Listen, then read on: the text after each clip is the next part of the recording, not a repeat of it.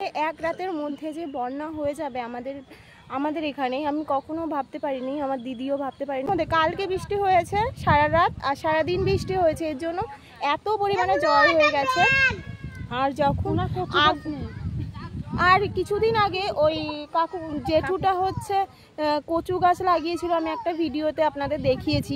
সেই কচু গাছগুলোও দেখো পুরো ভর্তি জল হয়ে গেছে, পুরো মানে কি বলবো এত জল হয়েছে। হয়তো 2-3 দিন এইভাবে অনবরত বৃষ্টি হলে আমাদের বাড়িও ডুবতে পারে, এটার কোনো নিশ্চয় নেই যে আমরাও ডুবতে পারবো না, আমাদেরও কোথাও হয়তো একটা গিয়ে থাকতে হবে, এরকম হতে পারে।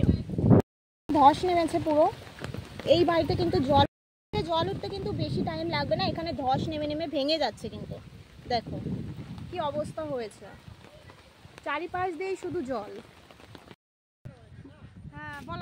আমাদের পাড়া ডুবে যাচ্ছে বলে দেখো আমাদের পাড়ার মেম্বার দেখতে চলে এসেছে। ডুবে যাবো না কেন, দেখো তো কত দূর চলে এসেছে জল। গাইস তোমরা দেখতেই পাচ্ছ যে আমাদের এখানে বন্যা শুরু হয়ে গেছে বলতে দেখো আমাদের চারিপাশে বাড়ি ঘরদুয়ার কিন্তু পুরো ডুবে গেছে, ওটা অন্য জায়গায় শিফট করেছে যেহেতু জল ঘরের মধ্যে পৌঁছে গেছে। আর আমাদেরও কিন্তু আমাদের বাড়িতে জল যেতে বেশি দিন টাইম লাগবে না, মানে এইভাবে যদি অনবরত বৃষ্টি হয় তাহলে কিন্তু আজকের মধ্যে আমাদের বাড়িতেও জল ঢুকে যেতে পারে। কি করব কিচ্ছু বুঝে পাচ্ছি না আমরা।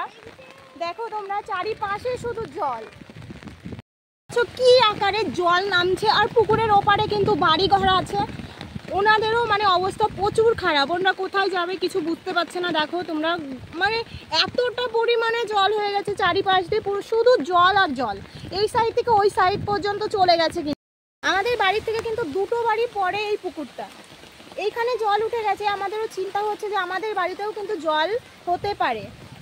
যাই হোক চলো আজকের মতন এখানেই ভিডিওটা শেষ করছি।